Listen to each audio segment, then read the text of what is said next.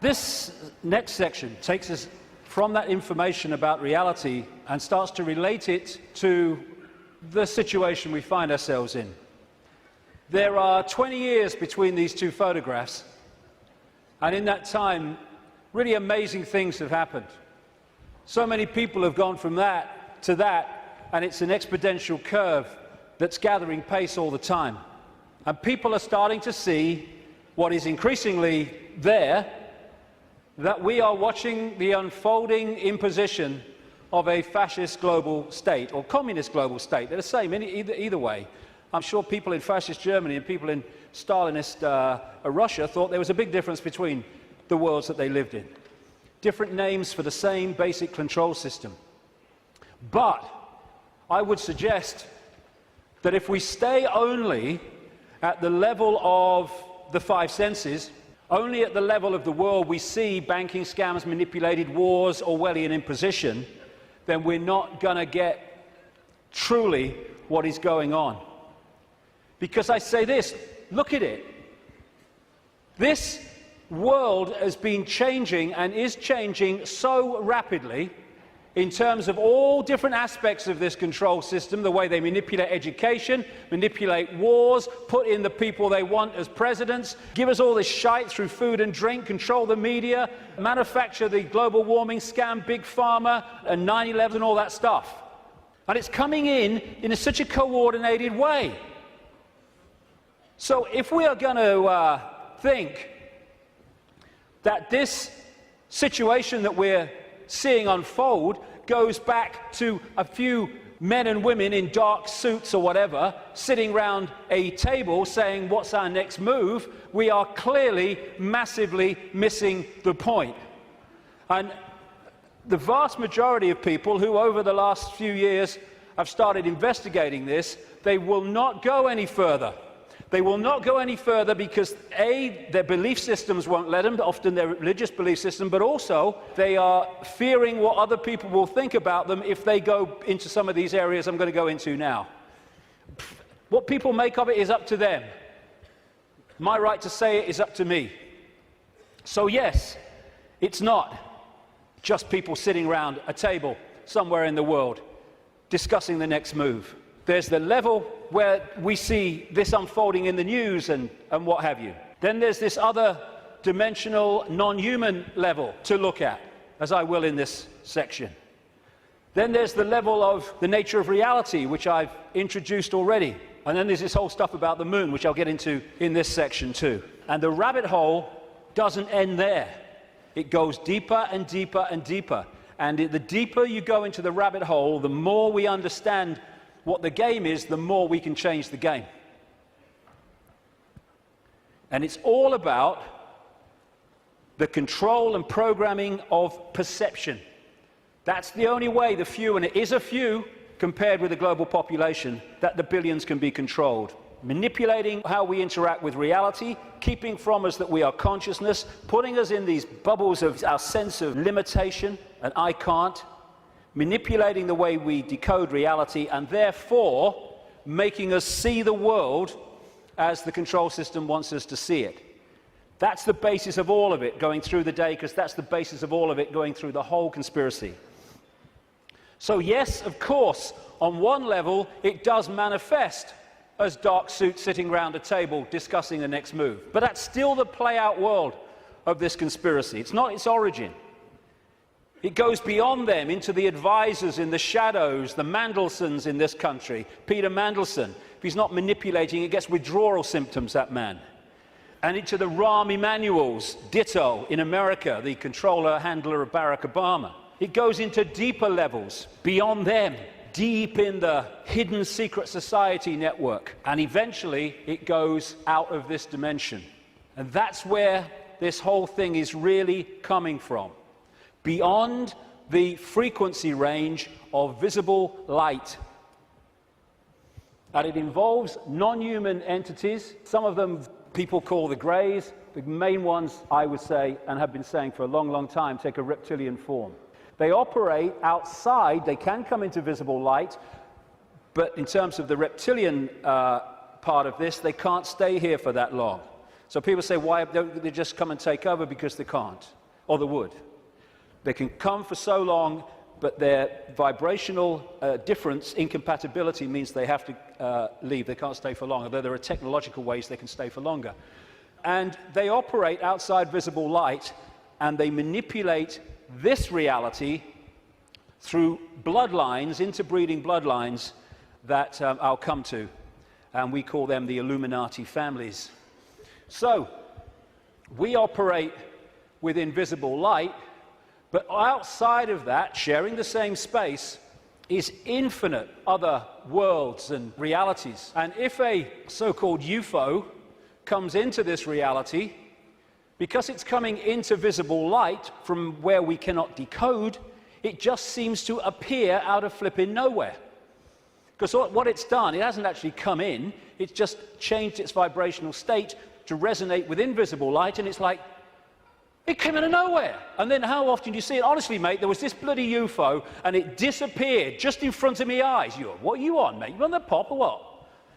What it's done is increased its vibrational resonance to go beyond on visible light. Therefore, to the observer, it disappears. It hasn't disappeared at all. It's left visible light. And this range of frequency we call our world is being manipulated from vibrational frequencies beyond it. And Satanism is a network within visible light that interacts with these reptilian entities in various ways I'll get to before the end of the day. Places or areas of the heavens that come up, Orion comes up again and again in relation to these reptilians. And in terms of non-human visitations, so does the Pleiades, so does, in terms of the reptilians, area of the heavens they call the Draco constellation, which appropriately, coming through the word derivations, brings us draconian. And of course, draconian laws are the Orwellian laws coming in. Very, very appropriate. Sirius is involved as well. So, won't be able to get into this today, and there's a lot more to know anyway, but so is what happened to Mars, is all involved in this story, how it became the devastated place it was, but it is, but wasn't before. And when I talk about these areas of the heavens, I'm not necessarily talking about those places with invisible light, because just as we are multidimensional, so planets and stars, etc., are multidimensional. And just as a planet might be devastated within visible light, it's not necessarily devastated on other vibrational frequency levels of itself, because the Earth too operates in visible light, but also multi-levels, like everything else. Another major part of this story is that when these reptilian entities started intervening, they manipulated human genetics through interbreeding, not necessarily physical interbreeding, interbreeding through technological methods, and also changing human form by changing the messages, the information, I'll come to this before we finish this section, that the DNA is picking up. And through that, you can change a form by changing the information the DNA is picking up. And it's no accident that humans have massive, fundamental reptilian genetics. This part of the brain, which scientists call the R-complex or the reptilian brain, will be very, very important as we go through this second part of the day, because it's fundamental to how human behavior and human perception is manipulated to see the world as we currently see it. This interbreeding is talked about and recorded all across the world in the ancient accounts. Of course, I guess because it's the Bible, the best known is this section from Genesis. There were giants in the earth in those days, and also after that, when the sons of God came unto the daughters of men, and they bare children to them. The same became mighty men, which were the old men of renown. But that's just the biblical version. Got a frog in my throat, the reptilian going. All across the ancient world, you see similar stories and accounts of this interbreeding. Something else goes parallel with the reptilian story. Again, not just in the Bible with the Garden of Eden and all that stuff, which of course the serpent was dominant, but across the ancient accounts. And that is the connection between the reptilian intervention and what we call the fall of man. And again, this is universal. And these themes will come together again and again as we go through this next part. The ancient accounts, again, and we're talking that part of the Yuga cycle, which they call the Golden Age, talk about the fact that there was a time when humans were so unbelievably different to how we are today. They were connected to higher levels of consciousness. They were in this world, but they were certainly not of it. They were capable of incredible feats, and they lived what we would call impossible lengths of time in terms of age. And then there was a sudden change, the fall of man, as it was called. What I call this is the schism. There was an energetic schism at the level of the metaphysical universe, the waveform-based information construct, and that, as it was decoded through into this holographic reality, obviously mirrored in the holographic play-out world the schism in the information construct. And this is a portrayal of that, a symbolic portrayal of that. Anything that happens here gets decoded through to there, and this is where the schism happened. It was like a distortion in the information. Thanks, mate. Cheers. You put the gin in, right? It was a distortion in the base information construct, and I'll be coming to how that happened. There were many consequences for this, and one of them was there wasn't just a schism in the energetic level of the world itself. There was a schism was passed through into human personalities. We became distorted also from the magnificence and harmony that we were before. And we went from that to this. And we're now at the point where we're coming out of that. And there was also genetic manipulation to stop us accessing ranges of frequency that we did before. This is a major reason, not the only reason, but it is a major reason why scientists call 95% of human DNA junk DNA, because they don't know what it does. This is the reason, not the only reason, but a major reason why we only use a fraction of our brain's capacity. This is why billions of cells in that bridge, the corpus callosum, don't seem to be doing anything. They've been switched off. We've been put into a state that disconnects us and therefore makes us controllable, makes us farmable. So you've got this reptilian group, and the ones involved appear to be relatively small in number, tiny compared with the global population, and this is why they're terrified of being exposed. That's a constant theme, all the way through it, wherever you look. And they've imprisoned humanity, or sought to, in this tiny frequency range of perception called visible light. Another key aspect to this is that they created hybrid bloodlines specifically to be the middle men and women. They became known in the ancient world as the demigods, the people, the children of the gods, part human, part god, as these serpent gods were perceived. And they were to be, like I say, the middlemen and women operating in visible light for the outside visible light control system. And it's appropriate that the caduceus and the symbol of the medical profession is the DNA, in effect, portrayed as two snakes. Because to these reptilian geneticists who were far ahead of where we are in public arena in terms of genetics and understanding, the DNA is a software program. And so they manipulate it for their own means. And this is crucial to understand the world that we live in. One seriously important aspect to this DNA, this hybrid DNA I'm talking about, is that it has eliminated what we call empathy, the ability to decode the emotion of empathy. Empathy is the fail-safe mechanism of all behavior. If I can empathize with the consequences for others of my actions, that limits and balances my actions. If I have no empathy because I cannot empathize, then there are no limits.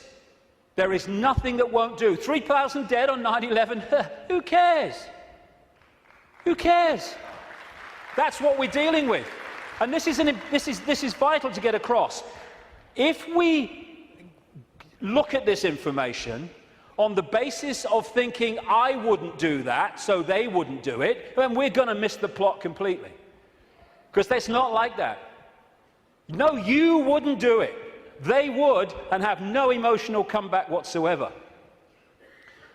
The reason for the interbreeding, the hybrid, is vibrational compatibility.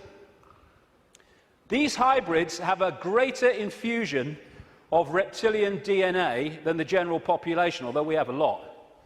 And therefore, the resonance is sympathetic to the resonance of these entities operating just outside visible light.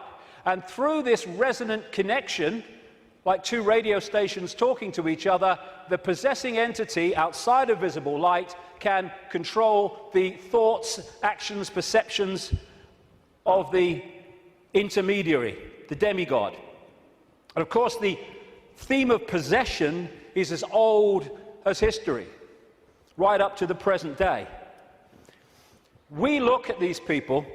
All these pictures are by Neil Haig, by the way. Anything that looks like this. Great, great, great friend of mine, great artist. And this image symbolizes the fact that he looks at him with invisible light and he sees George Bush, nothing else. What people don't see, because it's outside the frequency range of their decoding system, is there are entities around these people who are actually controlling these people's thoughts, actions, etc. A number of psychics have said to me around the world how they've seen people walking along the street or wherever, and then they've seen like an ethereal reptilian entity locking into these bottom two chakra points, the emotional level, one of them is, and floating around with them. And this is a kind of a good analogy. You know when there's scientists in a laboratory and they're trying to work with something that they can't touch because it's too dangerous, what they're working with will be in a tank, and they'll put gloves on, which allows them to be outside the tank, but to manipulate inside the tank. Well, that is a very good symbol of what I'm talking about. These Illuminati bloodlines, these hybrid bloodlines, operate like those gloves, operating inside this reality. And Neil symbolizes these Illuminati families with invisible light as this bearded man. Whenever you see him as we go along, that is symbolic of the Illuminati families controlled beyond human sight by these reptilian entities. When the world started to recover from great geological catastrophes, which I'll come to in a second, there were areas of the world that stood out in terms of their abilities and potentials and advancement. These were some of them, and this area is particularly important to the bloodlines I'm talking about. The area that was once called Sumer, thousands of years BC, and became Babylon. This is why Babylon comes up in the writings of these people so often. And it's Mesopotamia, the land between two rivers. They didn't invade Iraq just for oil or just for anything. They didn't invade it for one thing, but multiple things. But one reason they're so obsessed with Iraq is because to these bloodlines in control of the world today, this is a very significant, almost religious piece of land of historical importance to them. As Sumer and Babylon broke up, these bloodlines started going walkabout. They became the royal families of the world. And what do royal families claim? The right to rule because of the divine right to rule. The Chinese emperors used to claim the right to be emperor because of their genetic connection to the serpent gods. And this is a theme all across the world between the serpent gods and royalty. They became the aristocracy and the royal families, claiming the right to rule because of their DNA. Just down the bloody road from here, we have a head of state in Britain to this day who is only head of state because of her DNA. Head of state because of her DNA. I actually made a complaint, nothing happened to it, but I made a complaint to the Race Relations Commission, or whatever they call it. They said, if you see racism, report it. So I reported the royal family. I thought, well, I mean, you would.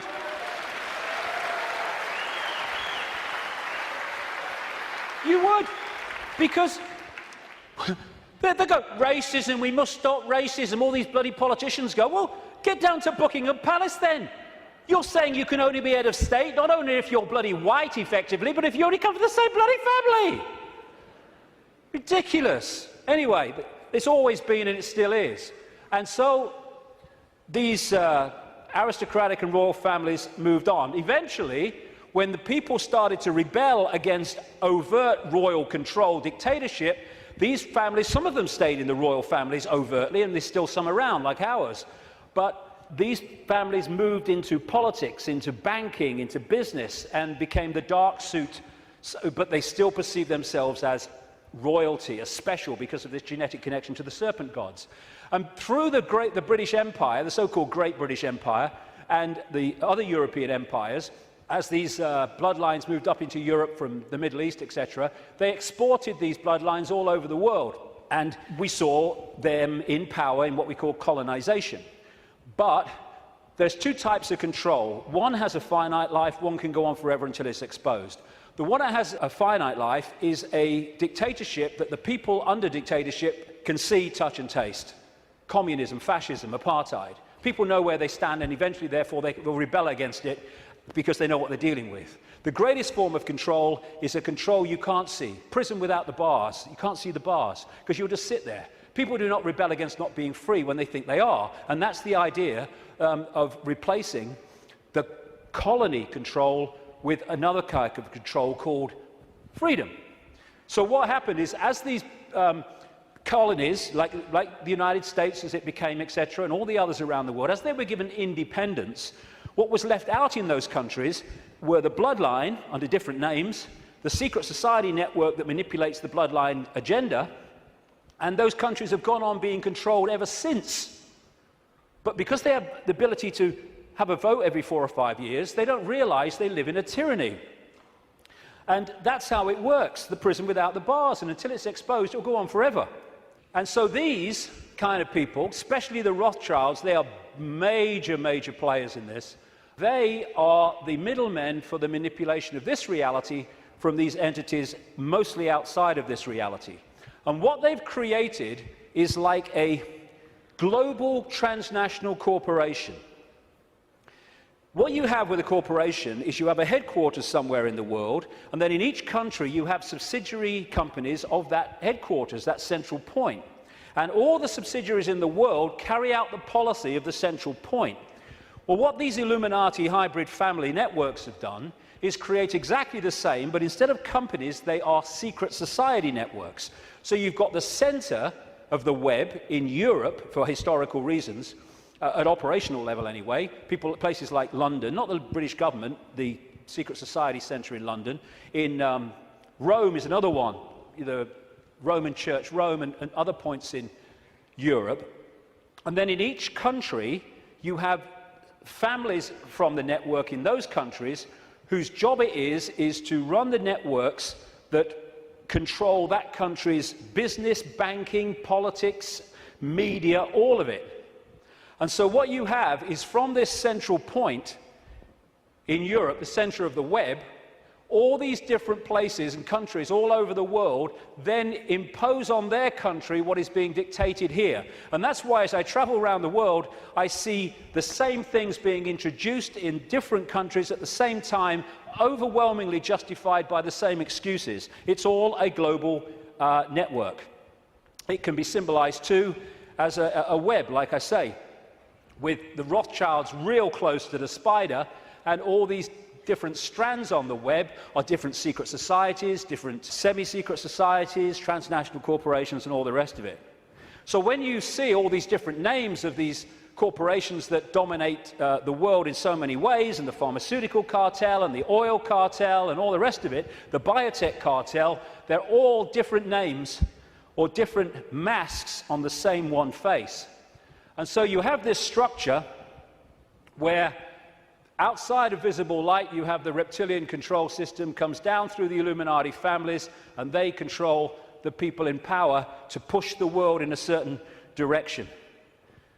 Another way of looking at it here. You see, all these different people, these fight among themselves and all the rest of it, though if it gets out of hand, they get sorted. So these sit on the top of all these different countries. They control these different areas of their societies, and the people are then played off against each other. These buggers don't go to war, they tell these buggers to go to war. And if we stop going to bloody war, game over. But we do. Ridiculous. That's part of becoming conscious.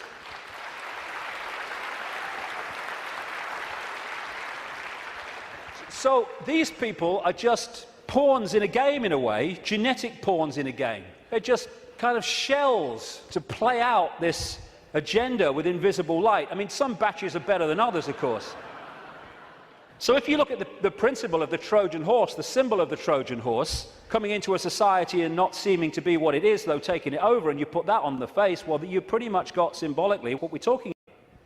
People send me pictures from around the world and stuff that they find on the internet and elsewhere, which have a kind of reptilian feel about them. I'm not saying these are reptilian eyes, it could be a trick of the light, but I've used it because it gives an indication of the number of people that have told me this all around the world, from all walks of life, how they've seen people shift from a human to a reptilian state, and especially the eyes are the first to go. They describe how the pupils become reptilian. And interestingly, a great friend of mine has an associate who, I don't agree with it, but he's been doing a research project to develop iris scan technology, and it led to him looking very deeply into 2,300 eyes. And he said he knew nothing about what I'm saying, probably never heard of me. And he said to my friend, the amazing thing was that about 4% appeared to be of reptilian type and appearance. And that is a recurring number, in my research anyway. 5% seem to be of this hybrid nature. So these people are reptilian hybrid human reptilians. And you look at the eyes, but behind the eyes are something else. I had an experience with this guy, Ted Heath. He was Prime Minister of Britain from 1970 to 74, took us into the European Union as it became. And it's a long story, I've told it before, but he looked at me in a dressing room in a television station, and as he looked at me, this is what his eyes did. His eyes went completely black, everything. And as I looked into his eyes, it must have been like that for, I don't know, maybe a minute, 2 minutes. And as I looked into his eyes, I said at the time, it was like looking into two black holes, because you couldn't make eye contact because there was no contact. And it was like, as I know now, looking through him into this other dimension where he was really controlled from. This man, Ted Heath, oh my goodness me. My goodness me, the children that guy has tortured and killed. And I've been saying this since 1998 in print, and he was alive for many, many, many, many years after that. And nothing happened. Why? Because it's true. And so these people are like hiding behind human form. And hey, I rest my case. I rest my case.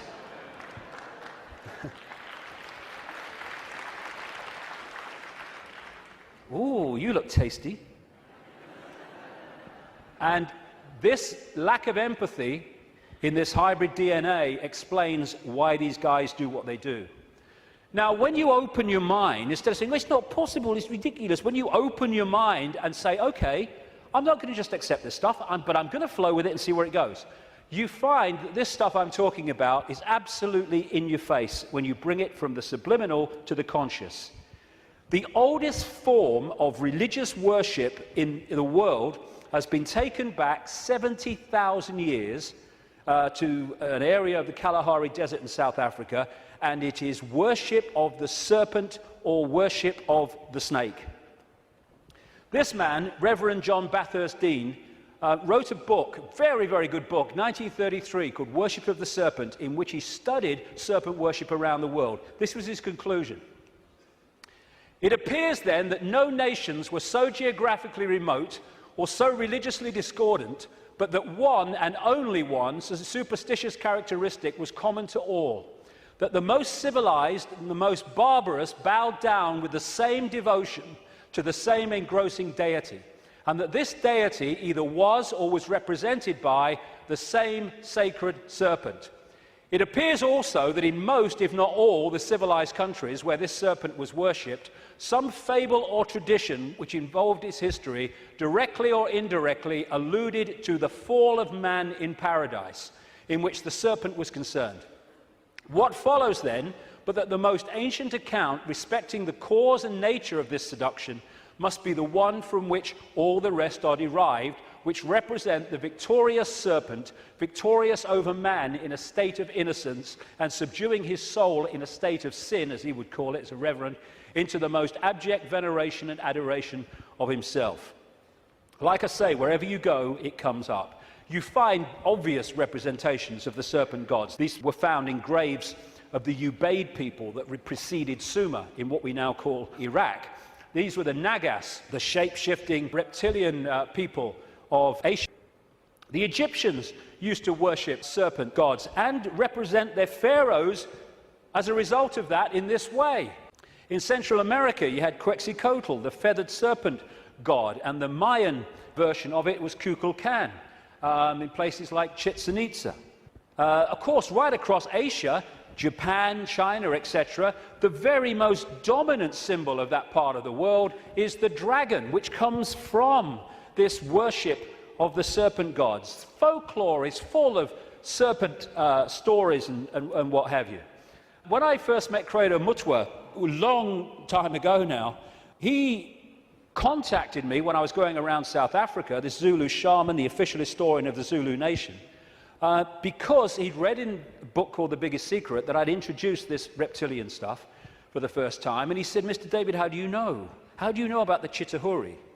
And I didn't know about the Chitahuri. Tell me. And he told me the story of African history where the Chitahuri, which translates as children of the serpent or children of the python, had taken over the world in the very same way that other parts of the ancient world described it. This is a painting that he did of one type of this Chitahuri from ancient and modern accounts. And he showed me this called the Necklace of the Mysteries. It says a necklace, it's very, very heavy, copper, and it goes on your shoulders. How he keeps it on his shoulders, I'll never know, it's so heavy.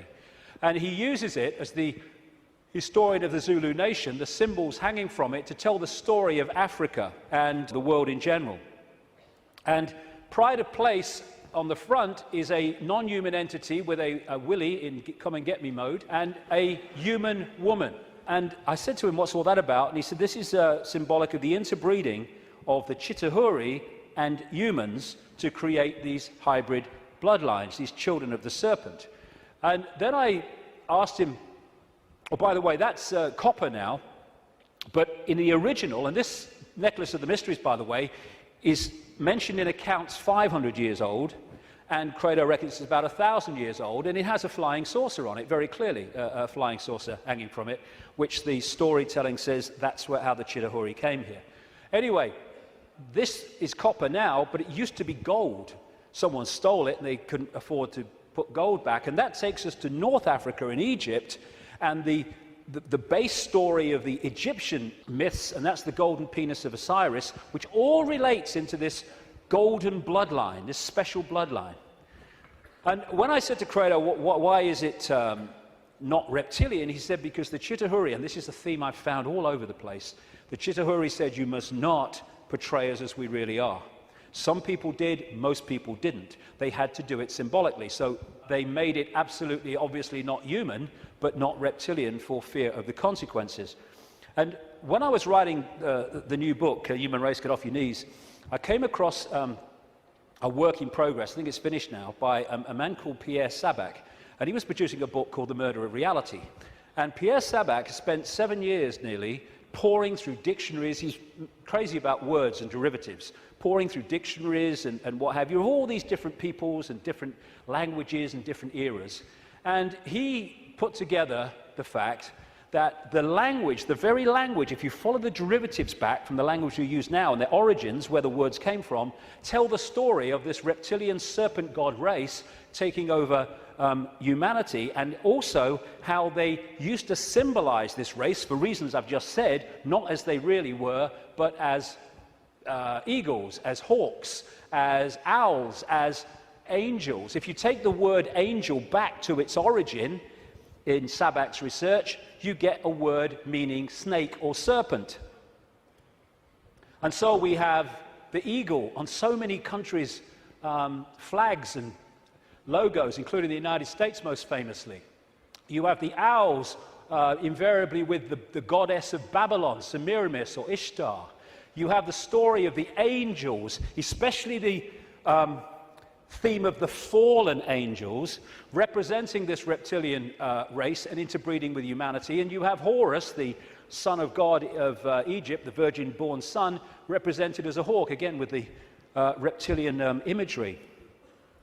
This seraphim, one of the hierarchy of angels in Christian and Hebrew Jewish belief, seraphim word means snake or serpent, if you take it back to its origin. You have the flying serpent disc, which is widely used in the ancient world. And another thing that they did was they symbolized the heavens as the upper ocean. We have the ocean that we have, obviously, and then you had the upper ocean, which was the heavens. And so they talked about the gods and the serpent gods coming in their heavenly boats through the upper ocean. And so you have a lot of marine symbolism, which doesn't relate to the sea, it relates to the upper ocean. And it's reading this. These bloodlines were known in the ancient world under different symbols and different codes, like children from heaven and earth, and children of the gods, children of the sky. And another big symbol of these gods, these serpent gods, were the watchers. They were called the watchers. This is widely found.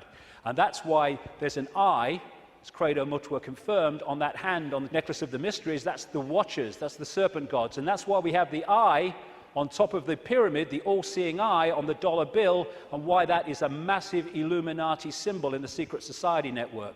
They are the gods overseeing the pyramid of control. One way that they often symbolized these hybrid bloodlines in the ancient world was as part human down to the bottom of the torso, and then the legs or the bottom part being a snake. You come across this a great deal when you research this stuff. This is all symbolic of this half human, half snake symbolism. Over and over and over again you see it. And the cobra, like I say, is very much a common symbol of these serpent gods, as is fighting the serpent gods and battles with them. Even the word Messiah comes from Mesa, the Nile crocodile, which they used the oil from the Nile crocodile to anoint the pharaohs. And even today in the British coronation ceremony, they symbolize that as part of our own ceremony appropriately.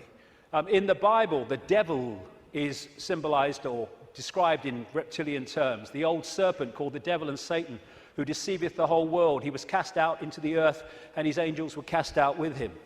Fallen angels, again, the recurring theme. All these folk tales about kissing frogs and turning into princes, and invariably you get reptilian themes, all part of the same story. And people send me images from all over the world as a result of the information I put out. It's amazing how many times you see the symbol of reptile and humans, or part human, part reptile. Or overseeing the gargoyles in the palaces and castles and churches of this elite are symbolic of that. And of course, over the last, 20 years or so, there's been a massive reptilian symbolism in children's stories and children's entertainment. And then recently, you saw this, it's a quick one, this 16th century painting in the National Portrait Gallery of Queen Elizabeth I, they thought she was holding flowers because that's what someone had painted over. But with wear, what's underneath is coming to light, and this is a representation of it. It was in one of the papers, again, holding the snake, very, very appropriate. And these aristocratic families, which became the hybrids, again, used reptilian, dragon, and all these other serpent images on their various coats of arms and what have you.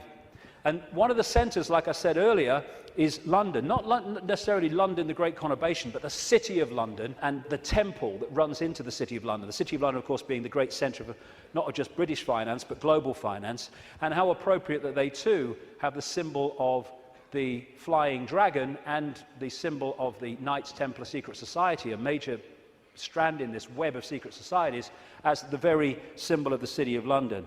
You pass these as you go into the city, of course. Another theme you find with images around the world is of serpents eating humans. And not nice, it isn't, of course, but they do eat humans. When these reptilians come into visible light, they use humans as their food, like humans use animals, cattle, sheep. And then you'll see the recurring theme all over the world. This is in Central America, the Mayan area. This is a painting by Credo Mutwa from South African myths of the serpent gods, the Chitahuri, eating humans. And this is Alfa Romeo. What's it doing there? What's it bloody doing there? Same thing. And in the garden of one of the palaces, or whatever you call them, mansions of Silvio Berlusconi in Italy, the leader and one of the world's most corrupt men, is again the same image. And outside of visible light, they feed off human energy, human emotion, especially, only low vibrational emotion, because that's all they can really access. And so they have to keep humans in a state of mental and emotional suppression so that we keep feeding out this energy, which they then absorb. And that will become relevant in the next section when I get into why pedophilia is so widespread among this elite. Because energy changes with the emotions we give out. When we give out love, it's a certain wavelength. When we give out hate, it's a very different wavelength. And a friend of mine in Japan became very well known for taking water, his name is Mr. Emoto, taking water, putting it in a container, and then he'll put words of love or hate or whatever on the side of it, because when you write a word, that word may seem in the decoded realm as a word you can see and read, but in the vibrational realm, it represents a vibration. If you could see the vibration of writing the word hate to writing the word love, it would be dramatic. In fact, you're looking at it. Because what happens is, after he's put the word on the side of the water, he then freezes the water really, really fast. I've seen his laboratory where he does it. And then he photographs the crystals. This is the crystal from a water that had love and appreciation written on it. This is the crystal that had hate written on the side of the water. And he's done whole books about this stuff with all these pictures in it. And this is the energy that these entities absorb when they're outside of visible light, which is most of the time. And therefore, they have to keep us in a state that keeps producing that. All this vampire stuff, because they drink human blood with invisible light because it carries the human genetic code and allows them to hold their vibrational compatibility with this reality for longer before they have to get the hell out of it. That's why they drink so much blood. And then there's this thing about shape-shifting, where, I've had a lot of, laughter and ridicule, so what's bloody new about this? And people say, well, you can't go from a solid body to a solid body and back again. And I'm saying, do you know? I agree with you. Of course you can't. But that's not what's happening, because there is no solid body. It's all happening as a decoding system. There is no solidity. So what shape-shifting is you have a situation like this, and the front dominating from our perception of observation energy field is the human one. So we look at George Bush or somebody, and we see a human. But sometimes, especially at times of high emotion, this shift can happen where the reptilian field comes forward. And as it does so, becomes the dominant one, often briefly, the observer now starts decoding that. And then it shifts back, and you start decoding this. And to the observer, decoding that shift, creating the holographic reality in their head, which is where everything happens, to their observation, someone's gone from a human to a reptilian, and then back to human again. is not course-shifting solidity. She's a hologram like we're all holograms, and they can shift. This is where shape-shifting happens, what we call physical shape-shifting, illusory, in our heads. So the road to tyranny began when these reptilians arrived. Before that, like I say, the world was very different. The golden age, the time when humans were just extraordinary before the suppression. And then came this energetic schism, this distortion in the information construct, which got played out into the holographic world as, on one level, as massive geological events, with volcanoes and storms and what have you.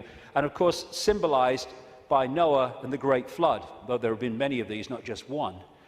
And Noah is simply a biblical version of much, much older stories that tell exactly the same story of how the earth turned over, how there was a massive flood, tidal waves, what we would call today tsunamis, how there were great geological catastrophes and upheavals, and basically the world was, certainly the society that went before, was destroyed. It was a blank sheet of paper. And in this distortion, humans lost the power of the connection they had to higher levels of awareness. And this happened. We went from being part of the field, knowingly so, and to being taken over and suppressed by this reptilian race. Because once the blank sheet of paper was created by the geological catastrophe, and why that happened I'll come to not very long from now, the earth started to settle down, and when it settled down, then everything started to be rebuilt, but in a very, very different, much lower level than it was before. And there was the genetic manipulation too. And in China, unlike most other countries, you can't access vast tracts of the internet because the computer system has been firewalled off to stop Chinese people accessing that area of the internet that the authorities don't want them to see. What happened as a part of this intervention, I kind of mentioned it a little earlier, is that human genetics were manipulated to do exactly the same to us, to firewall off us from the level of reality that we could access before. So we went into this prison called visible light that we've been in ever since, and particularly isolated in the left side of the brain so that we only perceive through the five senses, and we can only see structure and language and hierarchy and all that stuff, and our potential dramatically reduced. And this world came as a result of it. And it's dominated by controlling human perception, by suppressing our true self and dictating what we bring into holographic reality. Okay, now let's go really crazy. I've had enough of only being half crazy. Let's do the bloody lot, eh?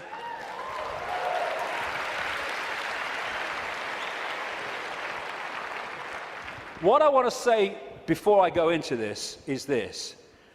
One of the most profound ways that people are controlled is to limit their sense of possibility. Your sense of possibility becomes your sense of what is possible. Now that's an obvious thing and it's a truism, but often we miss what's in front of our eyes. In other words, if you can program a sense of what's possible and make it narrow and incredibly limited, then when people come along and say this is going on, these people say you're bloody mad, that's not possible. Listen, no, you don't believe it's possible. Talking to some of the insiders that I have over the years, and talking to other people who've done the same, there is a feeling among some of them that these entities technologically, and I keep emphasizing there's not that many of them compared with humans, and so therefore they have to keep out of sight, and that's one of the reasons, the major reason they want to cull the global population, because it's out of hand from their point of view. Well, stick around, it's going to be out of hand a bit more very soon. But they reckon, some of them, that this technology that these people are working with, these entities are working with, is like 10,000 years ahead of where we are. That's a bit of a misnomer, because there's a line, like a Rubicon, of awareness of how reality works. And when you're this side of it, you are in a state of tremendous limitation. But once you cross it, by realizing the nature of reality that I've been talking about today, suddenly you can move very fast in terms of your ability and your potential and all the rest of it. But while we're here, they reckon they're about 10,000 years ahead. So we're dealing not with what we can do, but with what very advanced technological entities will do. Not spiritually advanced, intellectually, technologically advanced. What happened was that I was writing this latest book, and I sat down one morning.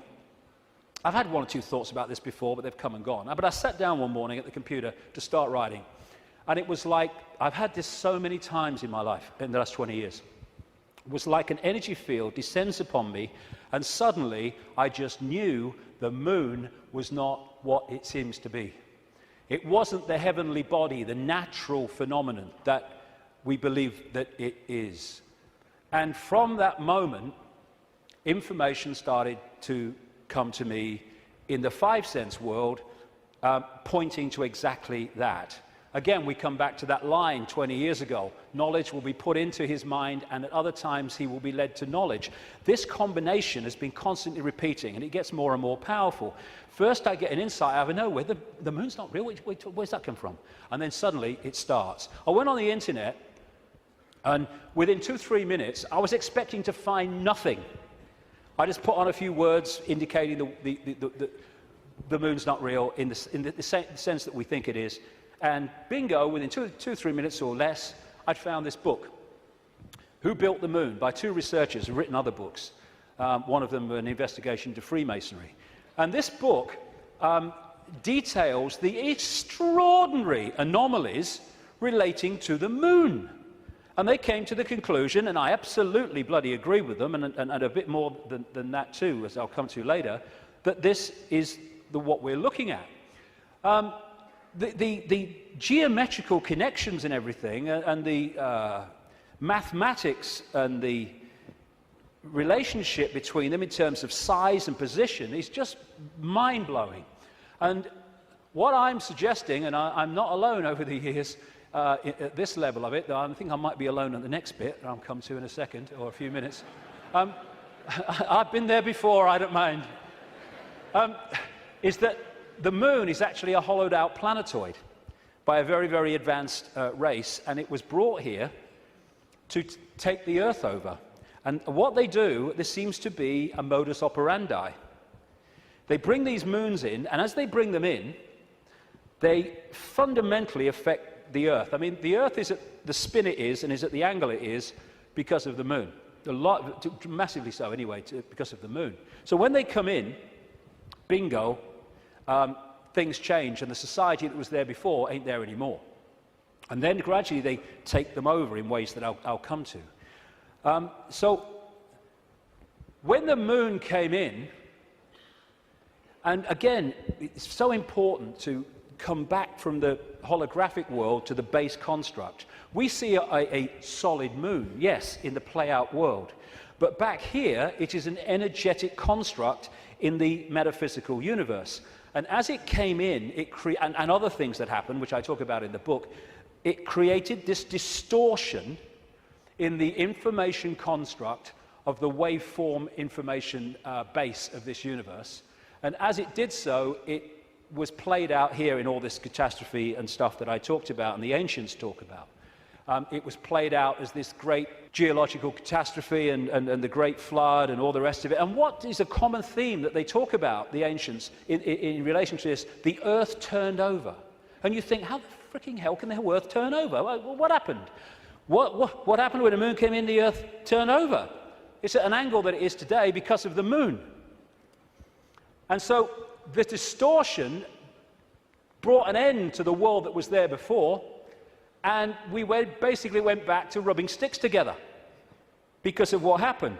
And that distortion was played out in the human mind, the human perception, the human psyche, and we completely changed our perception of the world and who we are, where we are. So in Who Built the Moon, like I say, I do recommend it. the way it looks at the anomalies and everything, and the connections between these three bodies. And these mathematical, geometrical connections only apply to these three bodies in the solar system. They don't play out against the other planets, just these three. And the moon is so perfectly positioned that because of where it is, when we have an eclipse, it is the same size as the sun. That's why we have the eclipse. And the authors of Who Built the Moon say this: the moon is bigger than it should be, apparently older than it should be, and much lighter in mass than it should be. It occupies an unlikely orbit and is so extraordinary that all existing explanations for its presence are fraught with difficulties, and none of them could be considered remotely watertight. When you go on and you say, where'd the moon come from, you get this story. And like so much in what we call science, that people take it as fact, it's actually a theory which repeated becomes fact. But then you go back and you find that it's a theory. And the first one is the moon was created by what's known as the Wack theory, or the Big Wack theory. And that is that a Mars-type planet came in, smacked the Earth, great chunk came off, and became the moon. When the physics of that didn't work out, they came up with the Double Wack theory, where the Mars-type planet hit the Earth, bit comes off or whatever, and then the Mars-type planet thinks, well, I'll give him one with the right, I'll give you one with the left, comes back and whacks it again, the old one too. Talk about bloody desperate. And the truth is, and honest scientists will tell you, they have no bloody clue where the moon come from, and it shouldn't, by physics, be there. This guy, Isaac Asimov, a Russian professor of biochemistry, did a lot of writing on this sort of stuff, and he said this, quite rightly: we cannot help but come to the conclusion that the moon by rights ought not to be there. The fact that it is one of those strokes of luck almost too good to accept. Small planets such as Earth with weak gravitational fields might well lack satellites. In general then, when a planet does have satellites, those satellites are much smaller than the planet itself. Therefore, even if the Earth has a satellite, there would be every reason to suspect that at best it would be a tiny world, perhaps 30 miles in diameter. But that is not so. Earth not only has a satellite, but it is a giant satellite, 2,160 miles in diameter. How is it then that that tiny Earth has one? Amazing. Some scientists don't even talk about a planet-satellite relationship, but a planet-planet relationship. The moon's bigger than Pluto. The best explanation for the moon is observational error. The moon doesn't exist, that scientist said. Another one from NASA: it seems easier to explain the non-existence of the moon than its existence. And then we get the hollow moon. This is what I'm saying, and others have said, is that it's a hollowed-out planetoid. In November 1969, the moon was hit by a lunar module to the equivalent of 1 ton of TNT. The shock waves built up, and NASA scientists said the moon rang like a bell. Maurice Ewing, a co-director of the seismic experiment, told the news conference, "As for the meaning of it, I'd rather not make an interpretation right now, but it is as though someone had struck a bell, say in the belfry of a church, a single blow, and found that the reverberation from it continued for 30 minutes. It got a bigger smack eventually, which I'll come to. Frank Press from the Massachusetts Institute of Technology, MIT, said that for a rather small impact to produce an effect that lasted for 30 minutes was quite beyond the range of our experience. This is a guy called Gordon MacDonald. He said in the early 1960s, it would seem that the moon is more like a hollow than a homogeneous sphere. And this guy from MIT said the lunar orbiter experiments had vastly improved knowledge of the moon's gravitational field and indicated the frightening possibility that the moon might be hollow. Now we'll come to this bigger whack. A launch vehicle struck the moon with the equivalent of 11 tons of TNT, and NASA scientists said the moon reacted like a gong and continued to vibrate for 3 hours and 20 minutes to a depth of up to 25 miles. Ken Johnson, a supervisor of the Data and Photo Control Department during the Apollo missions, told Who Built the Moon author Alan Butler that the moon not only rang like a bell, but the whole moon wobbled in such a precise way that it was almost as though it had gigantic hydraulic damper struts inside it. These two Russian scientists from the Soviet Academy of Scientists wrote an article in 1970 in Sputnik magazine in Russia headed, "Is the Moon the Creation of an Alien Intelligence?" And all these years later, it indicates to the fact that they were right. What they point out, and others point out, is the outer surface of the moon is extremely hard and contains minerals like titanium. Moon rocks have been found to contain processed metals, including brass and mica, and the elements uranium-236 and neptunium-237 that have never been found to occur naturally. Uranium-236 is a long-lived radioactive nuclear waste and is found in spent nuclear fuel and reprocessed uranium. Neptunium-237 is a radioactive metallic element and a byproduct of nuclear reactors and the production of plutonium. Some lunar rocks have been found to contain 10 times more titanium than titanium-rich rocks on Earth. Titanium is used in supersonic jets, deep-diving submarines, and spacecraft. Dr. Harold Urey, the winner of the Nobel Prize for Chemistry, said he was terribly puzzled by the rocks from the moon and in particular their titanium content. He said the samples were mind-blowers and that he could not account for the titanium. The two Russian scientists said in their article, if a material had to be devised to protect a giant artificial satellite from the unfavorable effects of temperature from the cosmic radiation and meteorite bombardment, the experts would probably have hit upon precisely these refractory metals. Refractory metals are incredibly resistant to heat and wear. In that case, is it not clear why lunar rock is such an extraordinarily poor heat conductor, a factor which so amazed the astronauts? Wasn't that what the designers of this super Sputnik of the Earth were after? From the engineer's point of view, this spaceship of ages long past, which we call the moon, is superbly constructed. They say it's a hollowed-out planetoid, and they say if you're going to launch an artificial Sputnik, then it is advisable to make it hollow. At the same time, it would be naive to imagine that anyone capable of such a tremendous space project would be satisfied simply with some kind of giant empty chunk hurled into a near-Earth trajectory. It is more likely that what we have here is a very ancient spaceship, the interior of which was filled with fuel for the engines and materials and appliances for repair work, navigation instruments, observation equipment, and all manner of machinery. In other words, everything necessary to enable this caravel of the universe to serve as a Noah's Ark, appropriate, of intelligence, perhaps even as the home of a whole civilization, envisaging a prolonged thousands of millions of years existence and long wanderings through space, thousands of millions of miles. Naturally, the hull of such a spaceship must be super tough in order to stand up to the blows of meteorites and sharp fluctuations between extreme heat and extreme cold. Probably the shell is a double-layered affair. The basis is a dark armoring of about 20 miles in thickness, and outside of it some kind of more loosely packed covering, a thinner layer averaging about 3 miles. In certain areas where the lunar seas and craters are, the upper layer is quite thin, in some cases non-existent. And as this scientist said, the moon is made inside out. In other words, what's on the outside should really be on the inside, and that supports the idea of a hollowed-out planetoid. So, when I started to put this together, and there's a lot more of this in the new book, I then called the oracle in South Africa, Crater Mutwa, and I found Zulu legends to be incredibly accurate with their symbolism. And this is the thing, symbolism. You get these anthropologists and people, they go around and they look at these shamans and these ancient stories, and they take the blooming things literally. Now, like I said earlier, we now have the tools which make it easier for us, because technology is mirroring reality, therefore we have the analogies. When these ancient stories were put together, they didn't have that. They had to try to get their point across in simple ways that people at that time could relate to. So they used symbolism.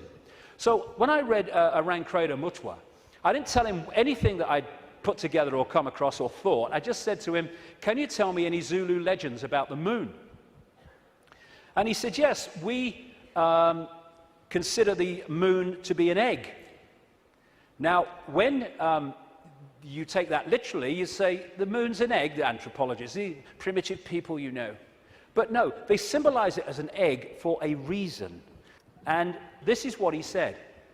The legends, the Zulu legends, say that the moon was brought here hundreds of generations ago by two brothers, Wawani and Umpanku, who were the leaders of the Chitahuri.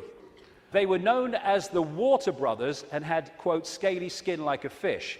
Now, this story relates almost exactly to the stories found on ancient clay tablets in what is now Iraq, Sumerian accounts of the Anunnaki, a non-human race, I would say reptilian race, that came to the earth in the same way that other parts of the world, in the ancient world, talk about.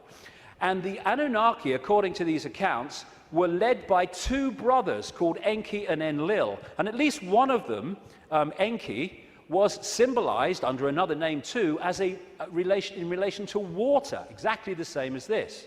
Zulu legends tell of how Wawani and Mpanku stole the moon in the form of an egg, and this is why they symbolize an egg, not because they're primitive, from the great fire dragon and emptied out the yolk until it was hollow.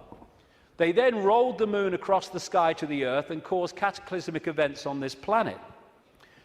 Zulu legends also say that the Chitauri threatened to move the moon if humans didn't do what they said because of the devastation that would cause.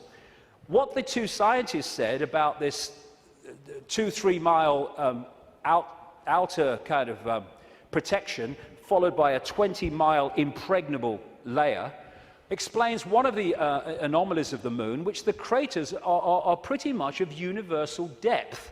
Even though the scale of the impact and the size of the crater can be massively different, the depth is about the same, really, within a very short ratio. And that's, the scientists say, because it goes into the outer layer, the kind of buffer, but it can't go further than this inner protection layer that is impregnable.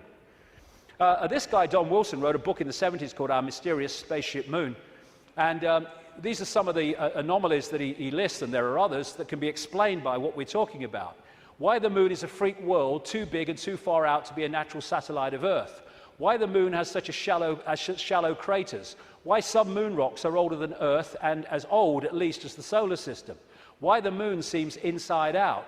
Why the moon vibrates like a huge gong, transmitting tremors great distances around and through itself. How the moon can produce so many contradictions of data and findings.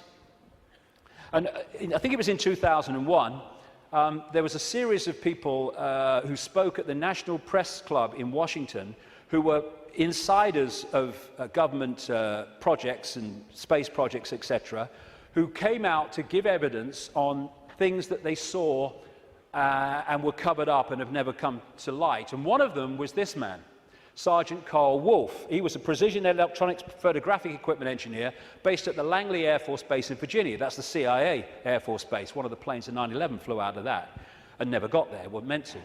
But what he told at the press club was that he was called across to part of this base where they were putting together what they called mosaics. As the craft were flying over the moon and photographing it, they were taking different photographs and piecing them together to complete the landscape.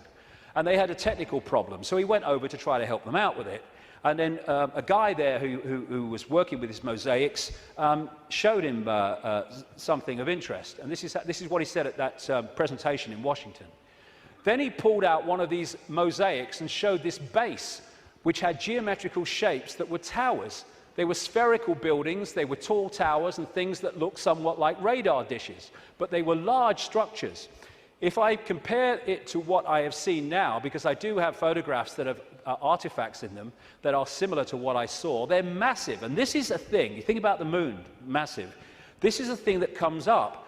The structures and technology and, if you like, spaceships that these people work with, some of them are absolutely enormous, beyond our comprehension, because they've crossed that Rubicon of understanding how reality works and therefore what possibility is.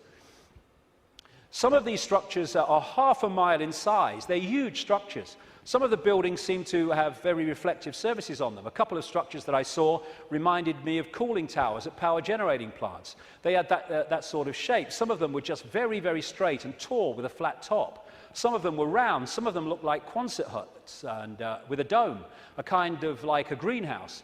The particular shot that I saw, there were several clustered together over the landscape, a fairly large landscape. And other people at that press club presentation talked about how NASA systematically smudged out or removed any non-natural artifacts that they showed on the surface of the moon.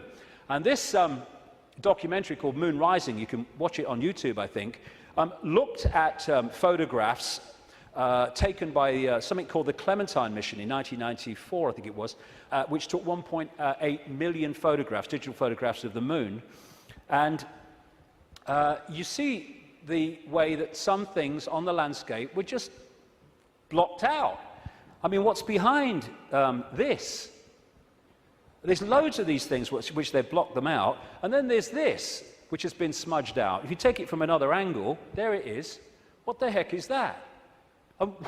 One of the kind of astounding things in this documentary is that they said they took this picture to a photographic expert who's worked with NASA, and he estimated that this was 10 times the size of Los Angeles.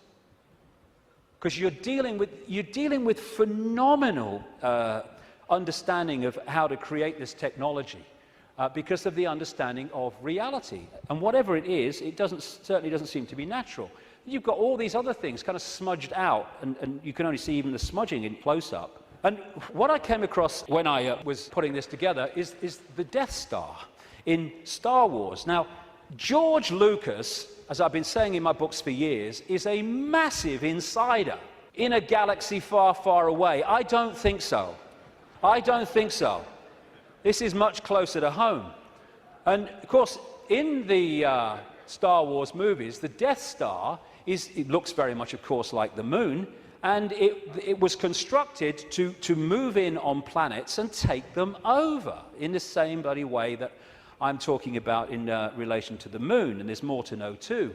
In many ways, this is so symbolic of what we're looking at here, and that's no accident with George Lucas involved. And interestingly, this is Mimas, a genuine moon of Saturn, and there's the Death Star. I found that quite interesting when you put them together.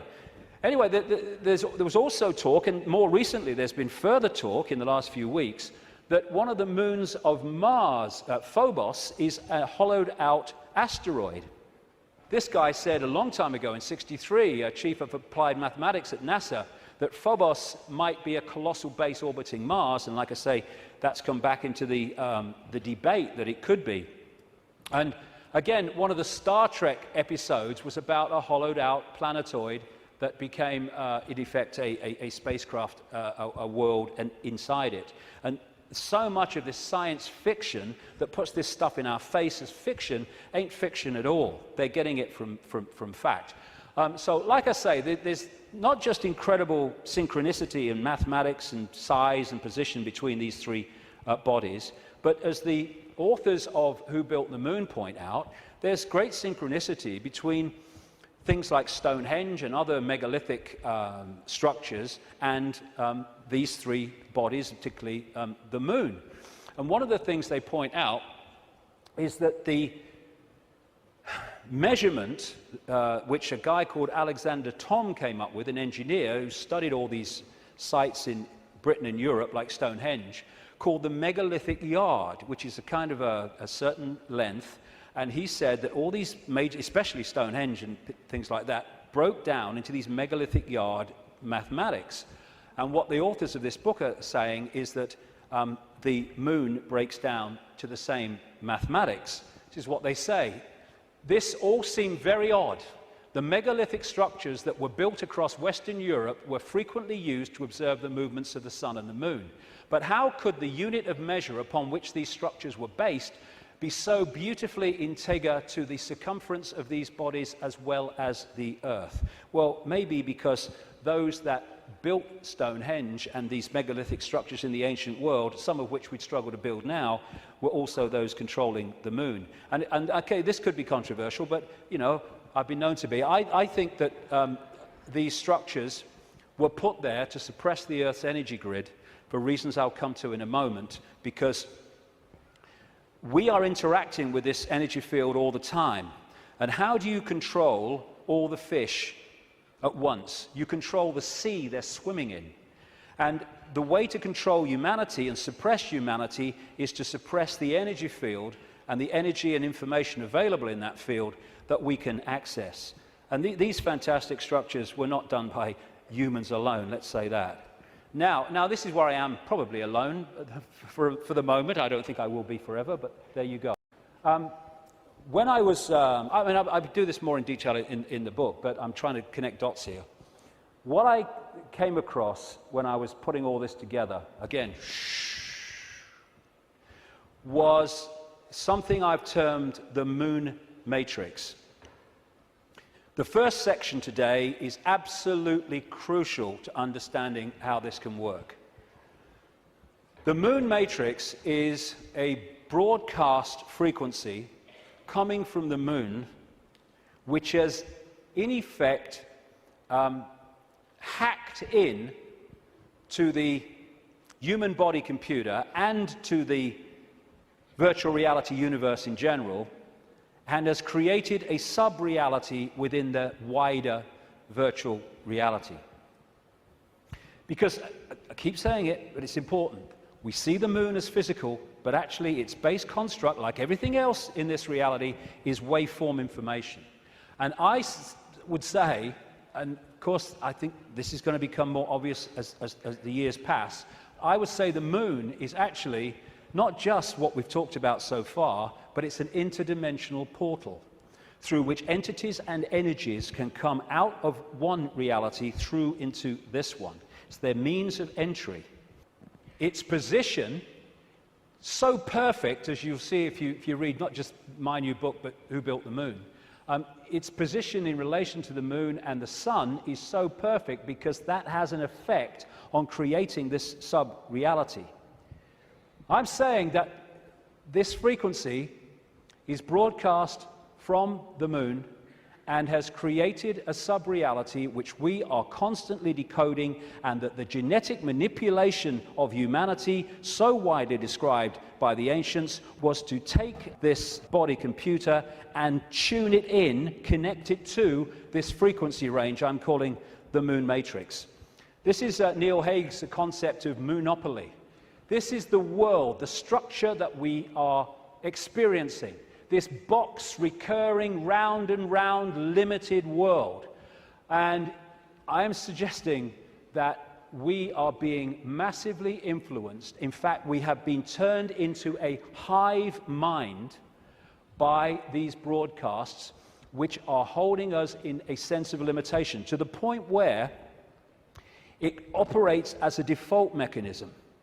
Soon as you start to awaken, if you don't keep it going and stick with it, then you'll default back, because the pressure of this moon matrix is pushing us into this tiny sense of limitation.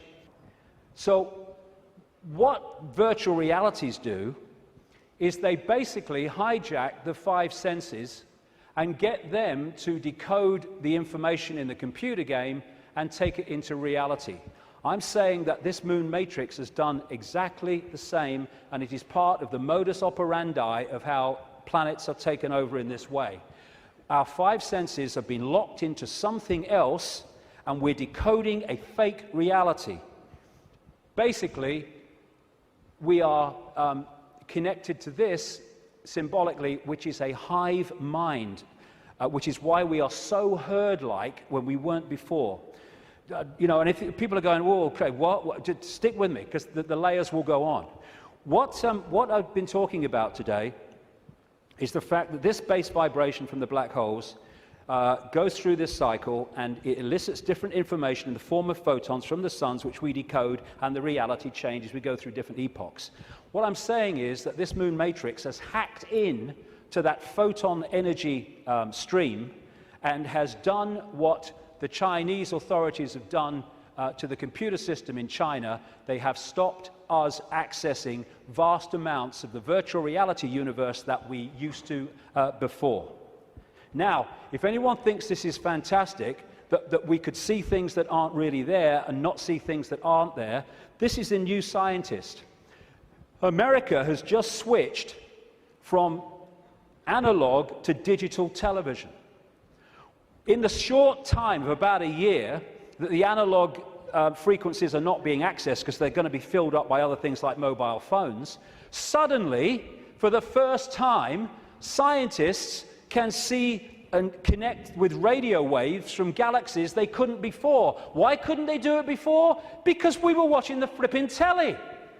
Prior to the switchover in America, naturally occurring radio waves at frequencies between 700 and 800 megahertz were obscured by analog TV signals, preventing astronomers from investigating the universe using this band. The freeing up of this bandwidth is a once-in-a-lifetime opportunity to see galaxies in this range. Now, you imagine what is capable by this high technology in blocking frequencies so we can't perceive what's there and we perceive things that aren't there. That's what this is doing, I suggest. And I'll add more detail as we go along. In effect, we're operating within a bubble, a virtual reality bubble, within the wider virtual reality universe. And it's connecting in through our crystalline receiver transmission system, same with the Earth, and creating this situation where we are decoding a world that may even not be there, who knows, but certainly is different to the world we think it is. And we go back to this more accurately now. The matrix, I would say the moon matrix, is everywhere. It is all around us, even now in this very room. You can see it when you look out of your window and you turn on your television. You can feel it when you go to work, when you go to church, when you pay your taxes. It is the world that has been pulled over your eyes to blind you from the truth. What truth? You are a slave, Neo. Like everyone else, you were born into bondage, born into a prison. You cannot smell, taste, or touch. A prison for your mind. I would say that prison for your mind is the moon matrix, which has put us in a vibrational prison that we can only break out of by becoming conscious and therefore vibrating beyond the walls of the moon matrix, which is a frequency range. And if we're not held in that frequency range, that's why society is structured as it is, with its stress and its fear and its war and its conflict, then we start to break out of its perception prison and we start to say, bloody hell, why didn't I see this before? Because you were there, constantly decoding this thing. Now, like I was just saying, never mind what I've just said about some moon matrix, never mind that. Even by its very position, the moon is fundamentally affecting human behavior and human perception. Because the moon is affecting the Earth tilt, the Earth spin, it's affecting the Earth oceans, therefore it's affecting us. We're 60-70% water, we must be affected by it. And also, and here we come back to the importance of the first section today, it's also fundamentally affecting the endocrine system, which connects us to the chakra system, which connects us to out there, part of which is the third eye. It affects the hormones that we secrete, which fundamentally affect human behavior, human health, human perception. Not with any matrix, just by being there. And it fundamentally affects this, the pituitary and the pineal gland that give us the sixth sense ability to see beyond the five senses. And what it has done, it has shut down, in so many people, on purpose, the third eye, which in our previous pre-domination mode, we used to perceive vast areas of reality beyond which we can now.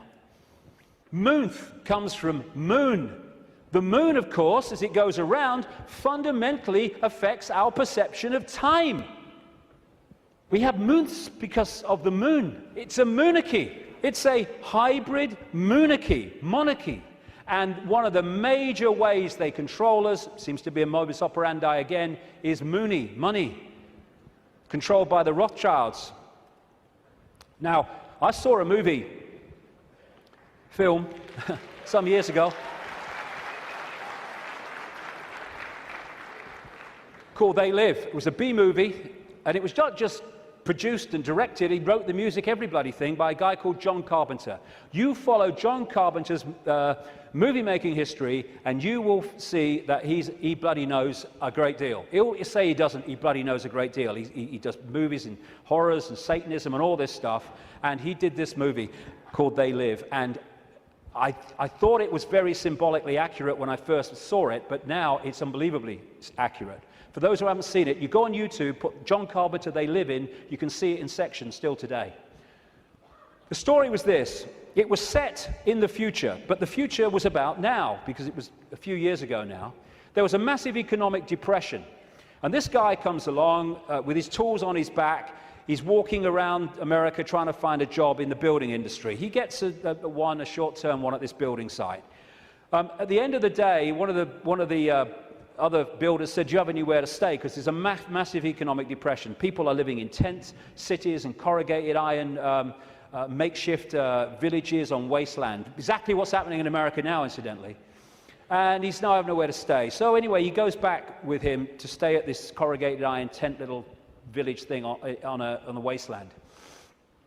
And he starts getting interested because there's things going on across the church, across the way, that seem very strange to him. And the villagers mocked up some kind of television in a kind of Heath Robinson way. And when they're watching the television, suddenly it breaks out of the main channel, and there's just a man's face on the screen saying, they're here, they're controlling, you don't know, all that stuff. And then there's a police state raid on this village and on this church, and they bring the bulldozers in and the police and the helicopters, and they destroy the village. And this builder guy gets away, and he comes back, and he goes snooping around the church, and he finds some cardboard boxes. And he grabs one and runs into a back passage behind buildings, and he opens the box wondering what's in it. And there's sunglasses. And he's disappointed. Sunglasses? What are all these sunglasses in a church for? So he thinks, oh, I'll have one. He puts them in his pocket, throws the others away, walks off into the street. And that's where we pick him up. When he puts these sunglasses on, suddenly the world looks very, very different. It looks like this. He starts to realize that there are people that look human to his naked eye that are anything but human when he puts these sunglasses on. Not only that, where he's seeing adverts with his naked eye, drink Coca-Cola, holiday in Jamaica or whatever, what he can see with the glasses on is subliminal instructions: conform, stay asleep, consume, watch TV, submit, and all the rest of it. All on levels that he can't see. Other people who haven't got the glasses, they're interacting with various people, but he can see are not human. He looks at the president making a speech. He's not human when he looks at him through the glasses. Same with a number of people in law enforcement. Newsreaders were the same. And where it goes is that at the end of the movie, they realize that the reason that people cannot see without the glasses, what he can see, is because there is a frequency being transmitted from the top of a television tower, which is preventing the population seeing what they would normally see if that frequency wasn't being broadcast. And what they do is they break the broadcast frequency, they stop the dish working, and people are sitting in bars, and suddenly they can now see the guy next to them's not human. What a bloody laugh that would be, wouldn't it? And there's people out having sex and then realizing, hey, I didn't really come home with you. Tell you the funny thing, a lady in Canada told me this story happened to her. I spoke in Canada years ago now, and I met this lady. She was a power-dressing businesswoman, you know, very of this world. But she'd had this experience, and she was shaking when she told me the story. She said that she got this boyfriend who had a dark side, she said, that he knew about and he was trying to deal with. And they come home, and they go into the bedroom, and there was a shelf at top of her bed, and standing there was the book, The Biggest Secret, which for the first time I introduced this reptilian thing. He then goes crazy, she said, when he sees the book. And he got her to throw it away. Oh, what are you reading that rubbish for? And all that stuff. Mind you, he's not alone in that. And then they start having sex. And he's kind of on top of her. And she said, I had my hand on the bottom of his back. And suddenly he started getting very, very violent. And I started getting frightened. And she said, then my hand was pushed back. And she said, I looked over his shoulder. And my hand had been pushed back by a tail. He sprouted a tail. She said, I screamed, threw him off.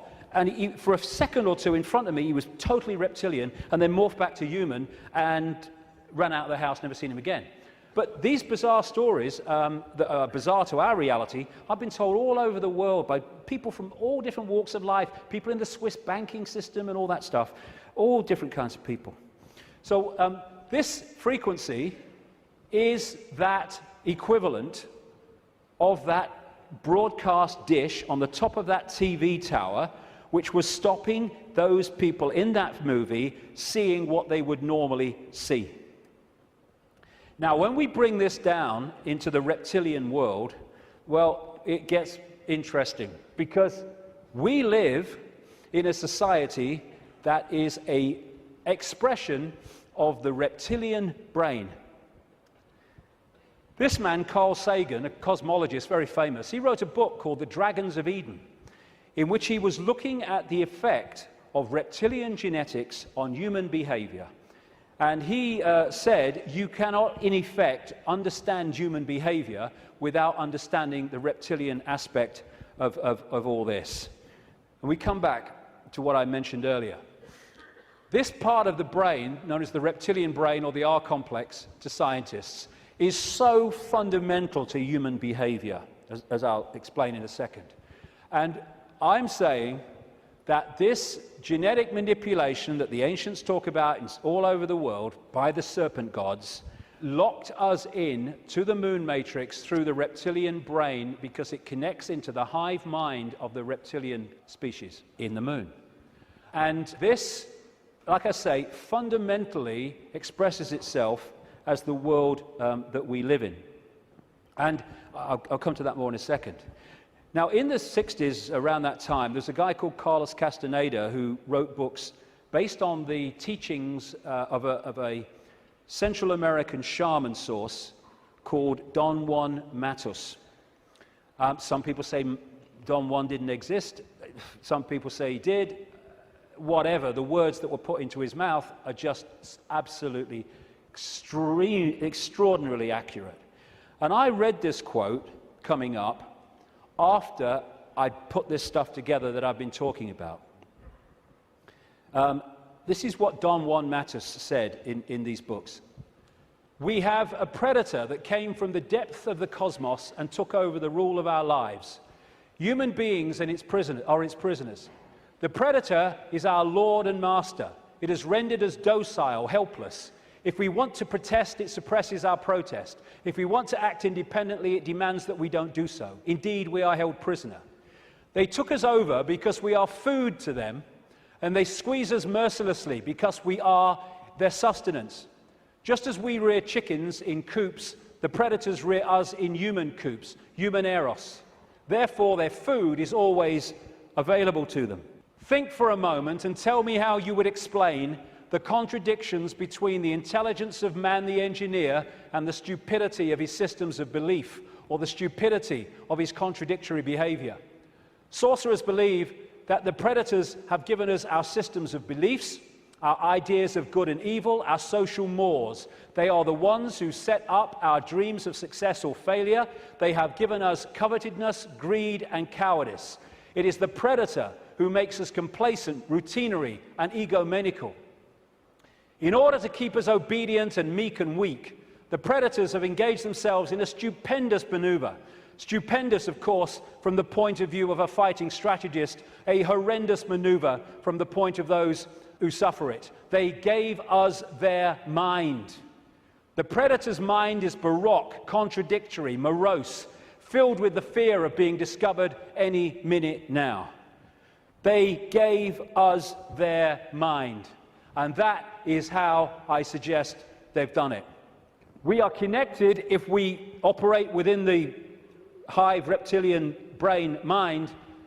We are operating on a collective mind, which is pouring out this constant sense of anxiety, fear, worry, stress, because that keeps us within the confines of the frequency range of the moon matrix, i.e. attached to it, and it also elicits the emotional low vibrational energy on which they feed. Behind all these pyramids of banking, medicine, religion, business, politics is the reptilian hive mind. It connects into all these control systems that run our society. And now let's look at the character traits of the reptilian brain. Is this our society or what? This is mainstream science, by the way. From the reptilian brain, we get primitive and emotional responses, cold-blooded behavior, lack of empathy, if not balanced out by other parts of the brain, and territoriality. This is mine. Get out. A desire to control, an obsession with hierarchical structures of power. Aggression, might is right, winner takes all. And it is dominating our sense of reality and our reaction and responses to events and other people. This is the word that sums up the reptilian brain: survive, survival. It doesn't think, it hasn't got the ability to think, it reacts. That's why it can react so fast. There are good things about it. When you're driving along in your car and someone walks in front of you, what rams the anchors on immediately without thinking, instantly, is the reptilian brain. But when that starts to impact on other parts of our behavior and our lives, then it becomes a very negative thing indeed. It is the reptilian brain and its fear of not surviving. It's always scanning the environment for threats, not just physical threats, but threats on other levels of our experience, which I'll explain in a second. And therefore, the targeting of the reptilian brain and the constant triggering of it is what gives us this constant fear, this constant stress, worry that goes on in all areas of our lives. Will I meet the rent at the end of the month? Oh my God, will I lose my job? Oh my God. And the more that we can be put in fear, here we go, the more we operate in the reptilian brain. That's why we're constantly given reasons to fear and to be anxious. Be afraid, be very afraid. The big bag monster's coming as soon as we've invented him. And when he's gone, we'll have another. Terrorism, global warming, swine flu, the economy, I don't look like her, I don't look like him, Constant reasons to fear.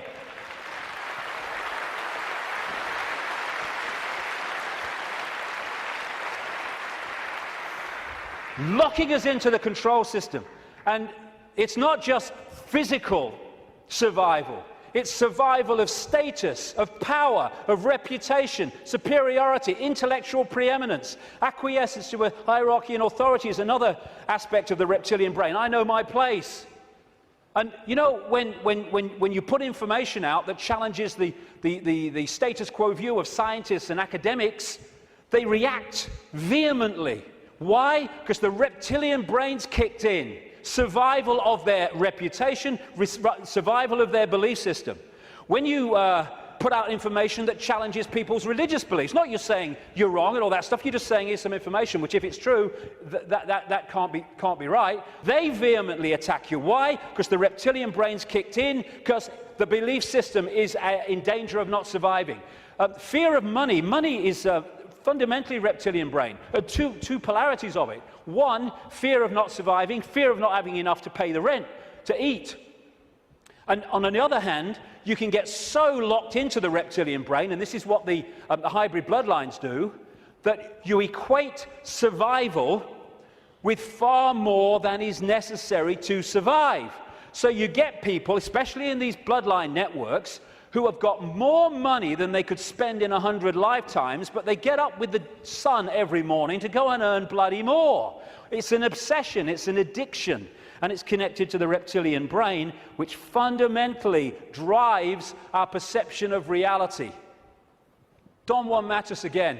I know that even now, though you never have suffered hunger, you have food anxiety, which is none other than the anxiety of the predator who fears that at any moment now its maneuver is going to be uncovered and food is going to be denied. Through the mind, which after all is their mind, the predators inject into the lives of human beings whatever is convenient for them, and they ensure in this manner a degree of security to act as a buffer against this fear. Sorcerers of ancient Mexico reasoned, here we go, that man must have been a complete being at one point, with stupendous insights, feats of awareness that are mythological legends nowadays. And then everything seems to disappear, and we now have a sedated man. What I'm saying is, what we have against us is not a simple predator. It is very smart and organized. It follows a methodical system to render us useless. Modus operandi, done it many times. Man, the magical being that he is destined to be, he's no longer magical. He is an average piece of meat. There are no more dreams for man, but the dreams of an animal who is being raised to be a piece of meat, trite, conventional, imbecilic. This is what becoming conscious brings us out of. Control of perception is the bottom line of this conspiracy. You know, I'm all for exposing 9/11s and banking scams and engineered wars, but this is the bottom line, and if we miss it, then we're going round in circles and we'll get nowhere. Interestingly, the Zulu legends say that before the moon came, they used to worship the sun as female, and then everything changed. This change from perceiving the sun as female to worshipping it as male made possible the creation of warlike kings that took what they wanted by force. Everything changed when the perception of the sun changed. And the perception of the sun changed when the moon matrix kicked in and changed our perception of everything. And in so many ways, this Avatar movie, I'm not saying Cameron symbolized it like this, I'm saying what it symbolized to me. The blue people, who were in total harmony with everything else, I'm saying to me, are symbolic of humans as we were before the predator came. And then the American troops with their high technology, let's kill people, we want these resources, so let's just go and get them and destroy everything to do so. They symbolize to me this reptilian intervention. And they even have, in the Avatar movie, of course, the concept of the possession of the blue people so that they could infiltrate their society while outwardly looking like they do and not being known to be who they are. These reptilians look down a different timeline to us because they're on a different wavelength. They're able to see further into what we call the future than we are.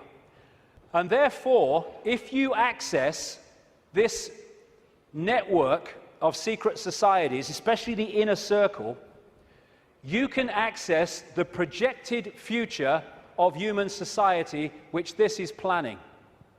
Therefore, you can write prophetic novels which further down what we call the timeline turn out to be staggeringly accurate. All you need to do is to access that projection. And you do it by accessing the secret society network. This, the Fabian Society in London, created in 1884, is one of those societies. The deeper inner core that have access to that timeline and that projected agenda.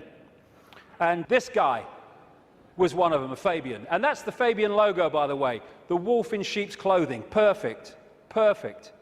It created, in effect, the Labour Party in Britain, and it influences massively the left, not only the left, but what we call the left centre of politics, not just in Britain, but in other countries. Australia too, for instance, very, very powerfully.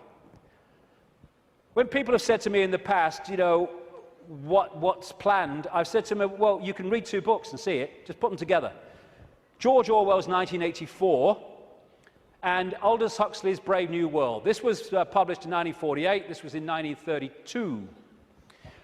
Put the two together. This talks about the drugs and all the rest of it and the mind control. This talks about the sort of police state. Put them together, you got it.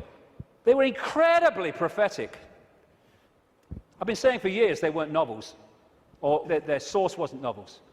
Turns out that Aldous Huxley taught French to a man called Eric Blair then, now George Orwell, at Eton College, and introduced him to the Fabian Society.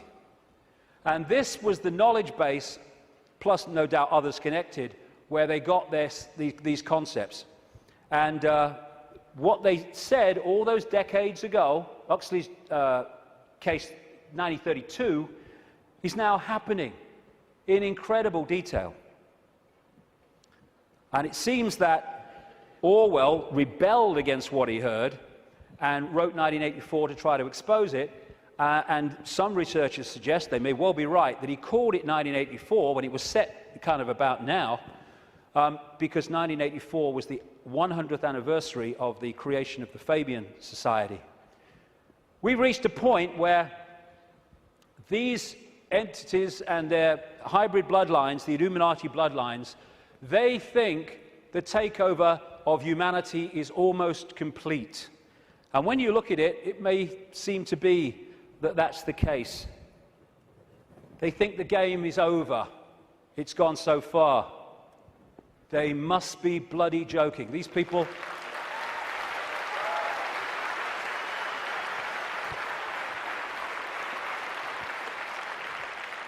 These people are in for the shock of their lives in the next few years. The shock of their lives. Because they can access so much, but they can't access beyond that. And they think the game's over because it seems to be here, but they can't perceive there. And when that comes in here, and it's very close to doing so, game over. Well, we've come a long way, haven't we? And what we're going to do now then is have a break for, say, 45 minutes, and I'll come back and look at the world as it is now and what's happening. Thank you very much. Thank you.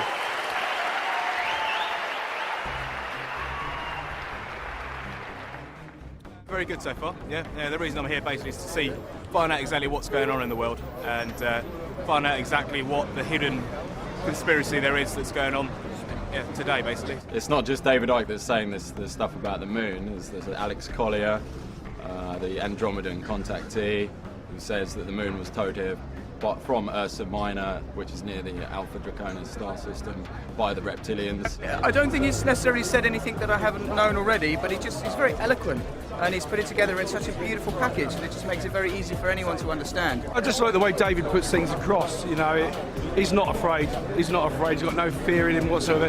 Doesn't give one iota about what people think, and I think we can all learn from that, definitely. Ever since I was little, I've always thought that something was wrong. The way that society, because I believe that reality and the system that we live in are two completely different things. I've found it very difficult to concentrate in school because I was always told what to believe. It was very structured, and whenever I used to ask why, nobody could ever give me an answer. And it seems that David Icke seems to give those answers and opens up your perception to new possibilities. Some concepts of it I can agree with, definitely with the controlling aspect of it, because there's got, like, when you look at the controlling thing, there's got to be a way how they're really keeping us controlled. So I would say with that aspect of it, yeah, I do agree with it. I have read and I have seen many videos, and I think he's great because there is a lot of truth in everything he says, and there will be a lot of changes from now on. I admire what he's doing. I think he's got a lot of courage to step out and enlighten a lot of people about what's going on in the world that the majority of us don't really understand or know about. So I give him a thumbs up, really.